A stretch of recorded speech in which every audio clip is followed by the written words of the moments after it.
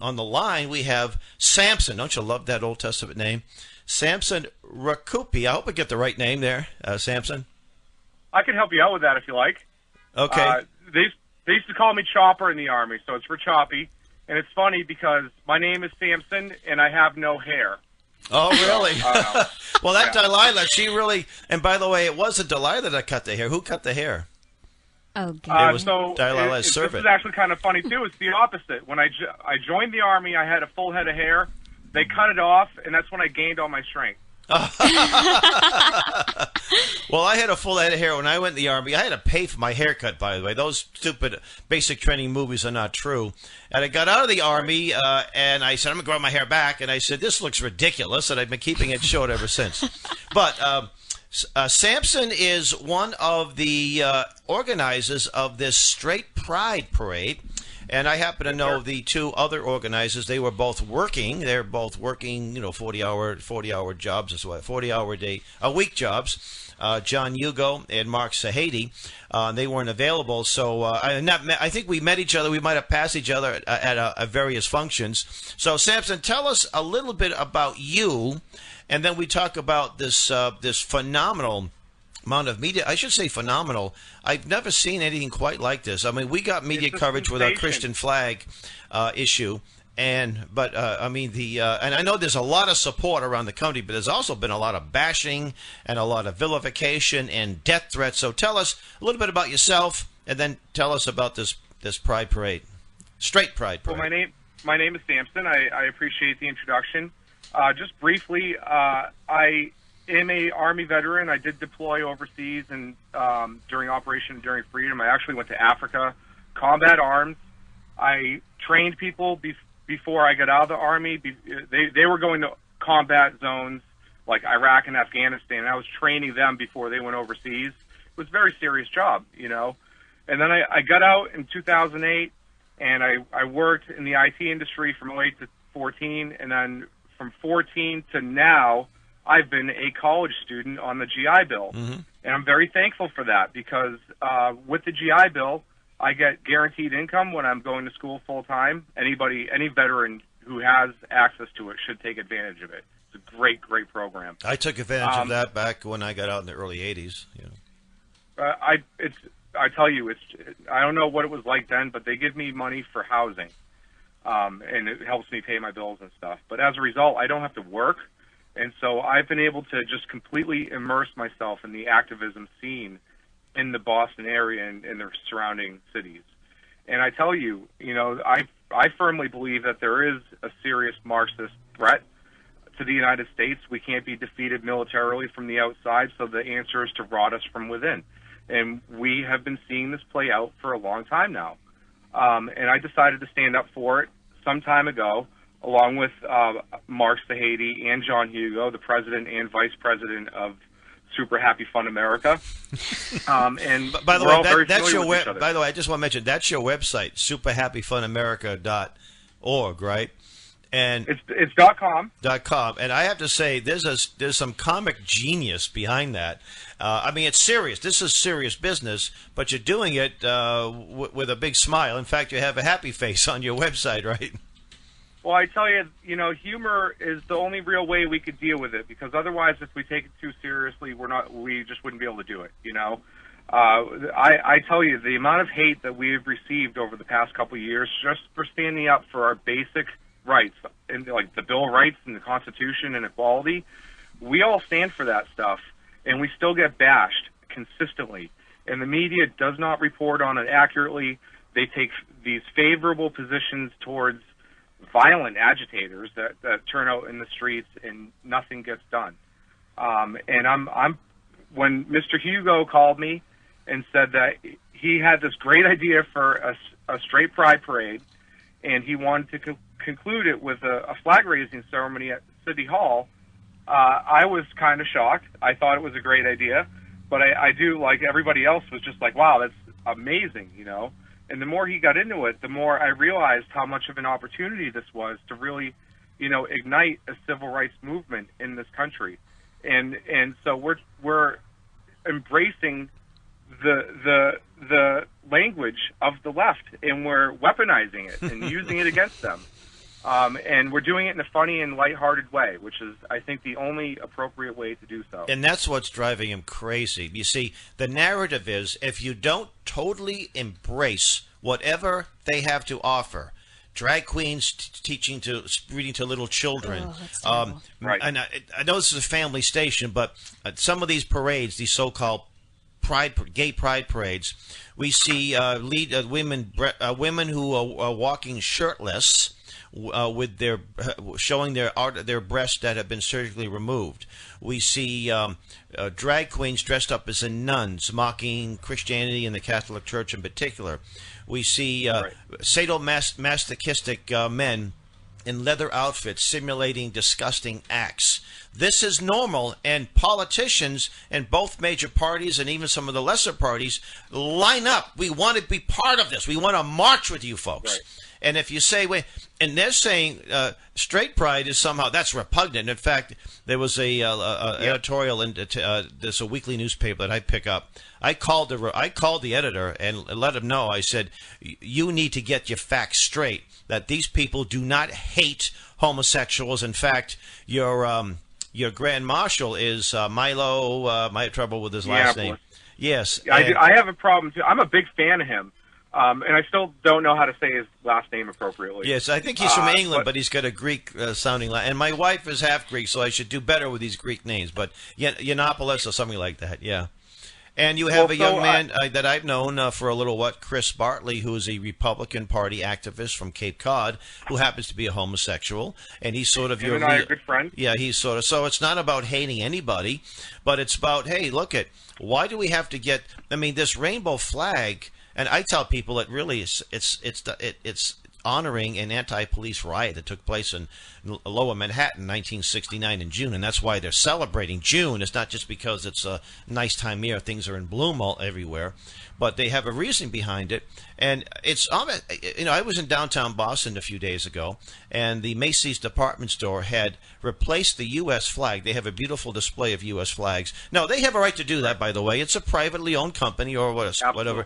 Then they replaced it with rainbow flags 2 days before the anniversary of D-Day, the 75th anniversary. Can you have waited at least long enough? Right. And and you go into the TD Bank and you put your debit card in, and we're proud to celebrate Pride and this and that. I mean, why do I have to? I don't see them on Christmas. Oh, we celebrate the birth of Jesus Christ. Oh, on Easter, this is Easter, the season of Easter. We're celebrating the resurrection of the Lord and Savior. How come we don't see that in corporate America? But we have to see the rainbow flag everywhere. I tell you, I believe that the government should just stay out of these social issues. They really don't have a place injecting themselves into this kind of identity politics. They don't. No, they should pick up in Boston. You pick up the trash. You have a place to make sure that the crime is kept at as low as it can be, and you clean the streets. And they can't even do that well. Right. Well, when I heard that Mr. Hugo was like, we want to put up the straight pride flag out front of City Hall, and Boston City Hall just had I believe it's the LGBT flag flown out front of it. And I'm like, well, geez, there should be no reason for them to say no to this. They just flew the flag of, an alternative lifestyle. It has to do with sexual orientation. And I'm just, it blows my mind that they can deny it and claim that the government has speech. And it looks like this is going to actually be litigated, as I'm sure you know, because I believe you're going through the same thing with the Christian flag. Right. Well, some of the listeners are familiar with the case, but it was back in 2017 where we tried to get a permit, and we waited a long time, and finally, the official response was because it's a violation of the First Amendment. And just to let you know, there's a public access flagpole where private organizations can request a permit. The permit is supposed to be more like a traffic cop. We don't want 20 different groups showing up the same day. And they would have a little ceremony and fly a flag. And we have the homosexual flag. We have the flag of Communist China on there, and I guess that's accepted speech. And not only is it accepted speech, but city-approved speech, but they have city officials that will participate praising the communist revolution that killed about 40 million people. You imagine if it was German Day and they had people praising Hitler and the millions of people that the Nazis killed, and then you have the flag of communist Cuba, and there's lots of Cuban people that probably living in Boston that fled the dictatorship. And the only thing good about Cuba is if you are an antique car aficionado, the whole country is loaded with them because that's all they have. They don't have anything new down there. And they've oppressed people, and they've murdered people. They bring drugs into our country. They had Cuban soldiers torture Americans during the Vietnam War. And here we are flying that flag. Hooray for Cuba. But they denied us, and we think we'll win our case. Then I think when we do, they're going to stop doing it. And I thought, well, I want the victory, but that's like it's like in hockey, you get 1 point for a tie, right? So Pretty much. It's probably what's going on. So tell us, you had a couple of personal stories that you spoke to me about on when we spoke a few hours ago. Sure, and we're talking about a whole lot of heavy stuff here. We're supposed to be talking about super happy, fun stuff, and I hope we can get to some of that stuff too at some point. But let's talk about a little bit more of the heavy things. I'm a free speech advocate. I do believe in equality. I want everybody, all patriotic Americans. It doesn't matter your race, orientation, belief system, as long as you don't want to use violence against others to achieve your goals. Or coercion. We want you to turn out to our events. And we say these things, and violent masked agitators show up. They identify as Antifa. They call us terrible names, and they use violence to destroy our sound equipment. And twice now in the past year, after these rallies that are conservative and libertarian in nation, I've been assaulted by these people. The first one was in Providence in a crowded shopping mall by a group of people approached me from the front, brazen, broad daylight, crowded place. They distracted me from the front. Some guy hit me from behind with a bike lock. And Wow. then it's all on video. He got chased down on video, got arrested. When he got dragged outside, people were demanding the police to let him go, like he didn't do anything wrong. They were accosting the police. Turns out this is a second offense. The first offense, he assaulted a Trump supporter at a Trump rally like a year previous. We have a court date this month. The state of Rhode Island told me that they wanted to have him in there to try to negotiate some sort of deal to not have to go to trial. And this is just like, it's like the state condones this type of behavior. And then just last Sunday, I believe it was, not this past Sunday, but the one before, there was a rally on the Boston Common. It was a pro-family values, pro-life event, right? And these same violent mass agitators, only the ones in Boston showed up. They tried to use force to prevent this event, the rally, from occurring. There were 7 arrests throughout the day. One of them was because a masked woman took a unidentified cup of red liquid and snuck up behind my friend and doused him with it. And I'm actually the person who had to tackle them because they went to turn around and run. And I was like, oh, no way. And I tackled them, and a whole bunch of cops came up, and I guess, so this person got arrested, 4 counts, aggravated assault, hate crime. No lie, I have the police report. This person got charged with a hate crime for what they did. No media is reporting on this, of course. This is the first that we've talked about it, so you're the first to hear about that. And then 3 other masked Antifa came up and tried to physically remove the police and let this person get away, and they got all placed under arrest too. So we were responsible, I guess, because of the first one, for 4 of the arrests that happened that day. And there's some of this that was caught on video, and it's just too much. And these are the same ones that want to smear our event, because we're not trying to make this be an anti-LGBT event. This is supposed to be be proud to be straight, don't hate the straight. I looked it up before I called you. 97% of males and females in the United States identify as heterosexual. We are the oppressed majority. If you watch the media or you go to the schools, they're talking about the LGBT agenda as if everybody belongs, as if like they should be identifying as part of it, when the reality is completely upside down. And you see the reaction from this parade, which is supposed to just be a super fun, happy time, and it reinforces what we're saying. And crazy. And it seems to be that the most vilest people, the nastiest people, are the heterosexuals that are going after you folks, right? Well, so I am in charge of, I'm receiving all the contacts from our website, and I manage the social media. And let me tell you, the vast majority of the people contacting us are in support. And even the ones that hate us, I'm putting them in the spreadsheets under one of three categories: supporters, media, or haters. And even the haters are giving us legitimate contact information to get back in touch with them. Some people are writing huge essays about why we're wrong about doing what we're doing. And we're going to contact every single one of them and try to get them on our side, at least the ones that give us legitimate contact information. But the vast majority are in support. They want merchandise. They want apparel. They want to sign up. They want to volunteer. They want to be there. I think I should have invested in the new straight pride flag. We're going to get a lot of sales of those. Now, Isabel, you heard about this, right? I heard about it briefly last year, but then obviously it kind of just came and went. But I was like, oh, that's actually really cool and really good that people are taking a stand for what they believe in, because that's kind of really the only way that the people that we don't want to win is by keeping our mouth shut and doing nothing.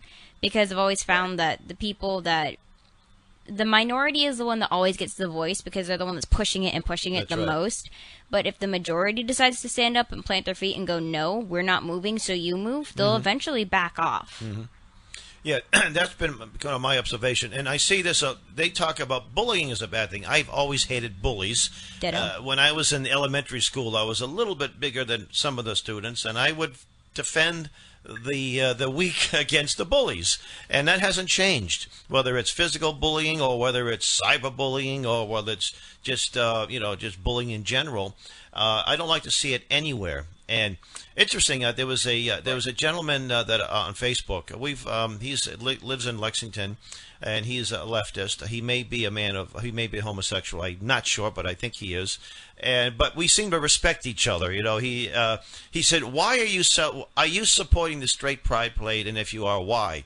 And I said, "Yes, I am. In fact, I got a hold of John and Mark, and I said, sign us up for a float. We'll probably have a nice vehicle with a wrap that says Camp Constitution with pictures of the founders or whatever, and we're going to be handing out constitutions. We're going to have a big Christian flag that we're going to carry in this parade." I said, but the reason why is because we're counterpunching the cultural Marxists. That's the reason why I think people should get involved. And also, you politicians and you media people, you're responsible. You are partly responsible for what could have happened 2 years ago in Boston when there was a free speech rally, and the narrative was these people are anti-Semites, racists, Klansmen, and neo-Nazis. They have ties to the folks that had the rally in Charlotte, North Carolina. Yep. They had no connection, and anybody who could have simply went to the website of that group, there were a bunch of nerdy libertarian students from Fitchburg State University, but instead they played the race card and the hate card, and thousands of people showed up, Antifa people showed up looking for blood. They were looking for racists. They had a handful of people that were, a collection of, a couple libertarians. There was a fellow running for the Senate. There was this couple. Can I tell you a little something about that? Sure, absolutely. So I contacted those organizers because I went on the website and I saw the statements they were making, and I'm like, these guys are nothing like what they're being portrayed. And I was running for Congress at the time as a libertarian because, that's what you do when you're an activist. And I contacted them and I said, you know what, I want to stand with you guys on the bandstand that day. And they made me one of the headlining speakers after Gavin McInnes and all the other, or Augustus, whoever it is. Once they got canceled, they made me one of the headlining speakers. I was famous the next morning. NBC was calling my mother looking for me, right? As I was walking out the door to go do my very first TV interview, the political director of the Libertarian Party called me up and said, if you go do this, you can't run as a libertarian. That's surprised. How bad the party is. I actually resigned. I was communications director as of yesterday, and the Libertarian Party in Massachusetts made statements without us actually agreeing to it, and they wouldn't retract them, and I ended up resigning in protest over it. So, that shows you that the Libertarian Party has not so libertarian anymore. And every single time the Republican Party has stood up for us and what we're doing. Even though, I identify as a different party, or, philosophically, I meet a lot of libertarians that are registered Republicans, and they're always standing up for us consistently. Can I go ahead? I'm sorry. No, go ahead. Anything you want to say? It's your time here, brother. You're the one that took the time out of your busy day. We're advocating on behalf of straight people. We are the marginalized majority, if you will. We're not hateful people at all. All we want to do is go out and have a super happy, fun time. Heterosexuality is natural and normal. On August 31st, which is the day that we're seeking, the city doesn't want to give us the permit. They're not very happy, or at all. They're not super happy fun either, are they? We've made them very sad over this. We're trying to get the permit for the 31st. People are planning to come out. There are a lot of people who want to have floats. We're inviting everyone. We don't want to. We're non-discriminatory at all. And by the way, as a parade organizer, you have the right to exclude anyone you wish. And I'm sure there are some people that you will exclude, like the neo-Nazis or the Ku Klux Klan. In fact, those are not super happy, fun groups at all. They're not. That's right. They don't qualify. Right. That's right. But the Antifa stands for anti-fun, and they're not allowed either. Like that. The various gay prides that they have around the country, they've excluded gays for Trump. They have a right to do that. And I'm sure they don't have I'm sure that the Fundamentalist Baptist Church of Boston, I'm sure they won't welcome them passing out Bible tracts at their parade. So they have the right to exclude the folks in South Boston, the St. Patrick's Day Parade. They were forced back in the 90s, it was a lower court decision, to have an organization that just was created 2 days before the parade. And after that, they won their case in the U.S. Supreme Court by unanimous decision. It's all about freedom of association. We have the right to Let me tell you. Yep. Sorry, I don't mean to interrupt. Oh, no, we have already been contacted by groups who are like, if you do not exclude non-straight people from your event, then we don't want to attend or have a float or have any representation. And we've already told them, sorry, we are all-inclusive. We are diverse. This is not an anti-LGBT event. This is just a pro-straight event. And if you can't adhere to those values, then I'm sorry, we're just not going to be able to do it with your group there. So we are already exercising discretion, but just not probably the way that people are expecting us to. Well, I really have to, like I say, have a lot of respect. It takes a lot of courage to fight this culture war. It takes a lot of courage. Here you saw combat as a young man. It takes a lot of courage. I was in the combat arms, but thankfully the only action I saw was getting knifed in a bar room back in 1980 or what have you. But I was at the front lines, and if things did break out, I would have been there. But you saw combat, and but there's a bigger type of combat because a lot of these Some of the worst experiences I've had have been at the hands of people, and I hate to say it, I'm not anti-American. I'm so pro-American, it's not even funny. But some of the worst things I've experienced have been at these political rallies where we're just standing up for, pro-Trump, pro-Republican, pro-libertarian things. And we need people to stand up and say we're sick of it, and this is how it's going to happen. This is a revolution of sorts, and we're super happy and fun about it. We want people to turn out, and if the haters are going to turn out, we want the media to report on it, and we want them to see what happens as it goes down. But I'm confident that that it's going to be a lot of good people who turn out that day. We've already been in touch with hundreds of people. I can't keep up with it. That's really exciting. And again, I think this may, we had the shot heard around the world. April 19th, 1775 took place not too far from Boston. In fact, started with Paul Revere's ride out of Boston. And I think this is a wonderful pushback. It's positive. It's not, hey, we don't hate you. We may not particularly agree with the lifestyle, but we don't hate you. You can march with us. It's about what we stand for. And our values made this country, in my humble opinion, the greatest country in the history of mankind. Why jettison that? And I've been friendly with a number of homosexuals that have no use for this kind of I was very good friends with David Brednoy, the late famous talk show host. And Dave would probably, if he were alive today, he'd probably he'd say, no, I want to be the Grand Marshal. Forget this Milo guy. He's a foreigner, you know.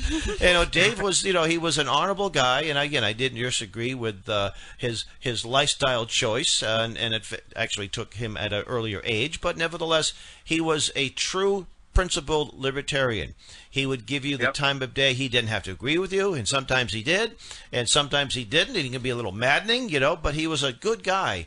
And there are many people like that. And I'm telling you, come out and confront this, because it's only going to get worse. We are right. We're getting institutional backlash too. Our fundraising platforms are being frozen. Mark's account, his social media accounts have been taken down. That's right. I heard that. Yeah, he's being retaliated against. This is beyond just free speech. When you have these huge corporations, the media, the city governments, all taking the same side, opposing these universal rights that we hold dear. We can't allow it to happen. John told me that that he and Mark have been threatened, death threats, that they threatened to gang rape him, and they threatened to burn his house down. And when I get threats on occasions, I usually say my address is such and such and such. I'll be waiting, and I'll be waiting, and they never show up. So they're just cowardly bullies. And I'm calling you out right now, you cowardly bullies who post these nasty things or make these nasty calls and post nasty things that are illegal, by the way, and that should get you in jail.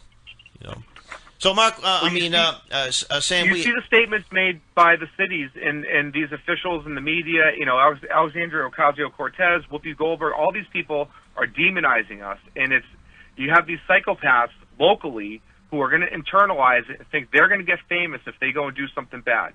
Oh. And it puts everybody in danger when they do this stuff. By the way, making Brad Pitt your mascot initially was a stroke of genius because Brad Pitt is a far leftist, and when they did that, they got Brad's attention. He's, I'm going to sue you guys. I thought that was a stroke of genius. So I'm sure that you guys aren't probably marketing geniuses, but I think there's going to be classes about how this one thing went viral. So okay, we got 1 minute left. We got 1 minute left. I want to end this on a happy note. Okay, please. Super happy. We are seeking you heard it here first, again. We are seeking a heterosexual couple to get married at the concluding ceremony at City Hall Plaza. And if we can maybe get a group of them together, then we could have somebody oversee them, and they could get married as a whole thing. This is going to be history-making right here in the city of Boston. Like you said, where the shot heard round the world occurred, this is a very, very similar thing in today's day and age. And we're just a super happy, fun group of people that want to turn out and have a great time and have some patriotic displays of who we are. And, all right. And we don't hate anyone. We invite everyone. And the website, your website really quick. www.superhappyfunamerica.com. You can get in touch with me at Samson at superhappyfunamerica.com. I'm the volunteer coordinator, so if you want to help out, get in touch. All right. You've been listening to WSMN 1590 AM Nashua. We're going to be taking a news break, and we'll be right back